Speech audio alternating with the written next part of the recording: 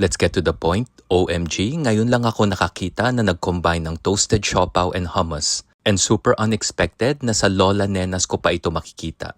Isingit ko lang, love na love ko talaga ang triple cheese donut ni Lola Nenas.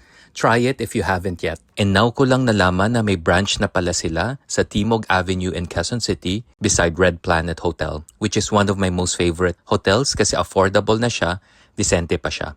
And pag nagka-crave kayo ng hummus, of all places, meron pala si Lola Nenas na decent version, a small tub costing 99 pesos. Kasi sa ibang places, super mahal yan. And I tried a total of 2 items here. And let's be honest, this is not a sponsored post. I paid for my order. The staff sa Lola Nenas Timog Avenue is one of the most welcoming and most excellent staff of any restaurant or cafe.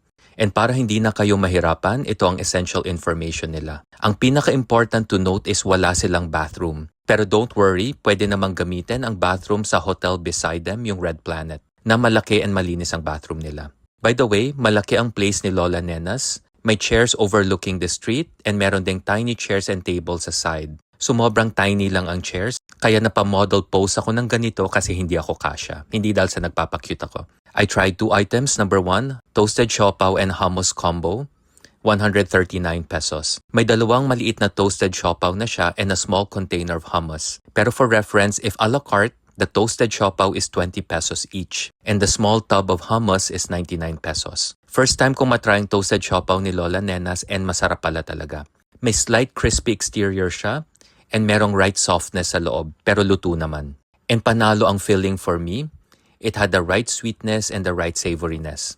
I tried combining the toasted siopaw with the hummus and I need to be honest, hindi siya bagay for me. They canceled each other's flavor. Sayang kasi masarap na yung toasted siopaw on its own and dapat hindi siya matakpan. Pero I tasted the hummus separately. I found it delicious and generous naman ang hummus amount para sa 99 pesos. And okay din ang thickness niya. Number 2, pastillas latte iced, 160 pesos. Pero pag hot, 150 pesos.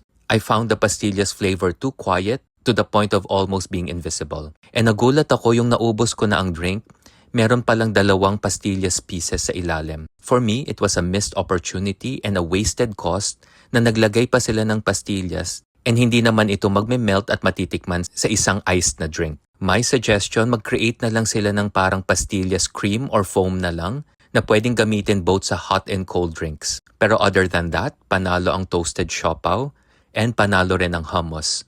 Huwag nyo lang siyang i-combine. Parang mga ex natin, mas okay pala pag separate. Click follow for the next story.